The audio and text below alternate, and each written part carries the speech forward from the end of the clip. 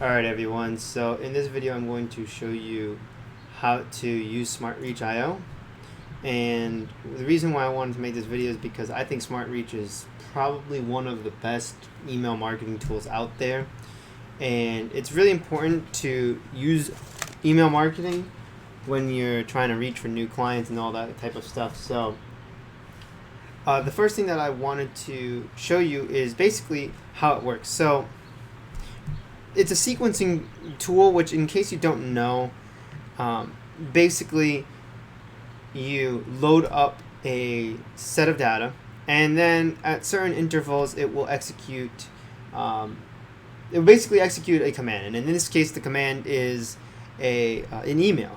So you'll send out an email maybe today, and then it'll sequence. So if, for instance, the person opens the email tomorrow, let's say, they will be canceled from the sequence.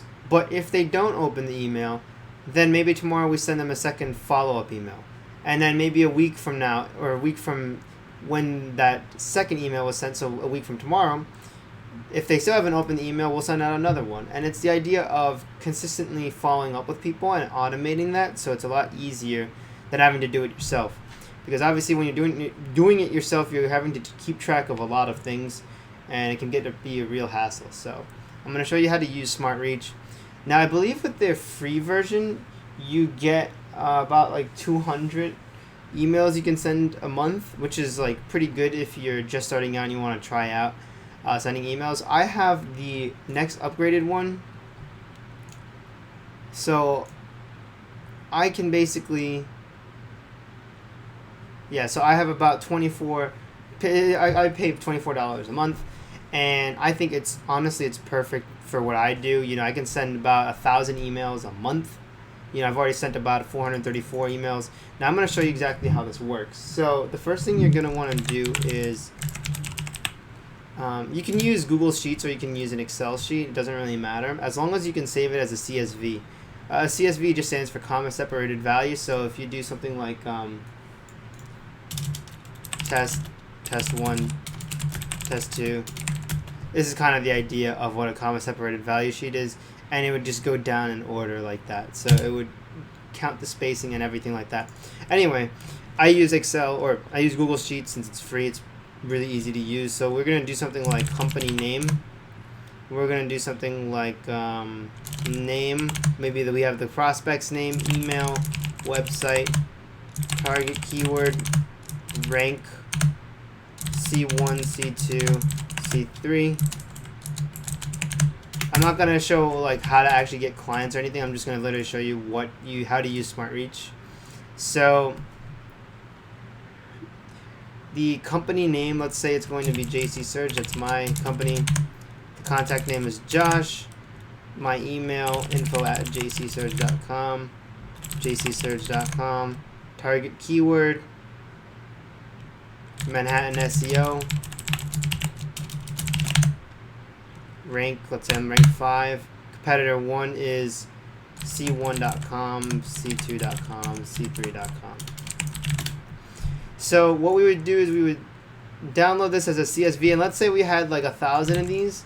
So you could imagine if you're doing like a lot of sales data, of course. What is this?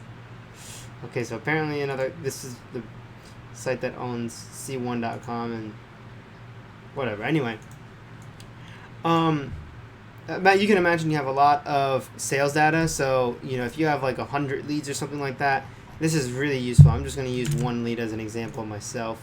So I'm going to say single lead, right? And then I'm going to download this as a CSV. Whoops, not that. And then I'm going to go into campaigns. I'm going to create a new campaign. I'm going to select the email. So when you set up SmartReach, you simply set an email. So in this case, I to both send and receive mail from. So I'm using my info email. This is one of the reasons why I really like SmartReach over Mixmax, is because you can send emails from your own domain. That was the problem I was having with Mixmax, was I was using Gmail, And if you do something like, for instance, jcsurge 2020 at gmail.com, because someone already had jcsurge, but if you do like jcsurge at gmail.com, it still doesn't seem as professional as, info or outreach, or even your own personal email like josh at jcsurge.com. That seems a lot more professional. And in this case, we're going to use the info, so test, we're just going to call it that. We're going to browse the files, and we're going to upload this and name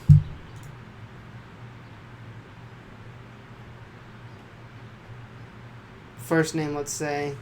The maps to columns, you can just add them. So if you want to add a new column that you map this to, let's say you for some reason have the date of the website creation, so like date of creation, date made or something like that, then you would either make it a text value or a number value, and then you would be able to select it from one of these. You just add them. So as you can see, I add stuff like first name, last name. There's a couple of defaults, I think, but I added, volume, website, target keyword, stuff like that. So let's say this is the company, rank C1 can be ranked, mapped to competitor 1, sorry, C2, C3, right? And you would upload this, and you would get a bunch of information over here. You will see if it says like current prospect status, whether it started or not. This is when you look at your campaigns in the future. And you will sometimes get something that says like, oh, this email has been verified, or it's not, or it's kind of sketchy, or it will have a hard bounce and stuff like that, which is one of the reasons why I like it a lot.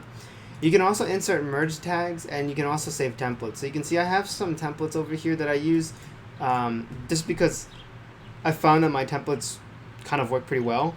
I'm not sure who it was. I think it was like Daryl Rosser who came up with the whole, I have an audit for you, and here it is if you respond to this email. I did it a little bit differently just because that seems a little bit scummy. In my opinion, he might be perfectly fine with it. I'm not going to judge, but I just don't feel like doing that. So I do something a little bit different. So maybe we're trying to sell JC Surge on some website design, right? So we would do something like,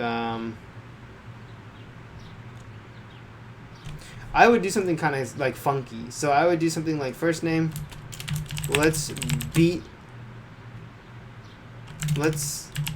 kick,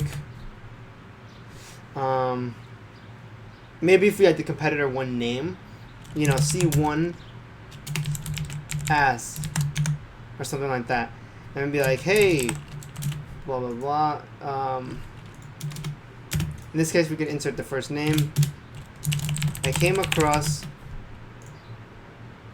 and then you would insert website when looking up blah blah blah blah blah blah blah, right? That kind of stuff. I'm not gonna make a whole email marketing tutorial. It's just literally how to use Smart Reach. So what you would do then is you can go to campaign. You can also do A/B testing if you want.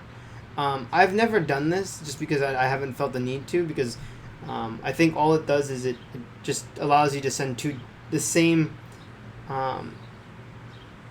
type of email with a couple of variations to like half your prospects and stuff like that. I can do A/B testing just fine by loading up one leads list and then doing another thing on a different leads list. So I never really mess with that. Now schedule, for some reason it always has it on default for GMT 4:30. So this is like Santo Domingo time. I changed it obviously to my time zone, to New York. And I like to send emails between 6 a.m. and about 6 p.m. Save. You can put it on Saturday and Sunday if you want. There's no reason why you don't have to. Some of your businesses, let's say you're targeting contractors and stuff like that, and you know that they're usually on during the weekends, go ahead and use that. You can set the maximum numbers of emails to send per day, and I usually set it at like 100 or something, but in this case we only have 1, so it doesn't really matter. And then you can preview and start, and you'll see like, oh, this is what it looks like. I came across GC Search when looking at blah blah blah. Oh great, I'm gonna buy from this guy now. And you can run a spam test. I don't know how long this is gonna take, but it will give you a report about your emails standing with like other anti-spam tools and stuff like that. It will give you a report on how authentic your message looks. So I like that. I use that every now and then. But when you're using a template, it doesn't really matter anymore. Then you're going to start the campaign, and you can start with a warm-up, and a warm-up is usually going to be like 10 or so emails, whereas without a warm-up, you're just going to send them like kind of brute force throughout the day. I usually send without a warm-up just because I'm not sending more than 100 emails. I'm just sending usually like 60 to 100 every single day. And if I have a limit, so if it caps, it's like at about 50 or 80, and that's perfectly fine in my opinion. So yeah, I hope that you guys like SmartReach. Apparently they have a new UI, but I don't know. I stick with the old UI. I think this does just fine. But anyway, if you guys have any questions on SmartReach, you can reach out to them. You can reach out to me as well. I usually do a lot with SmartReach. And you guys can check out my article on why I think SmartReach is awesome if you guys want to check it out. I'll leave a link in the description below, and that's about it. Thank you.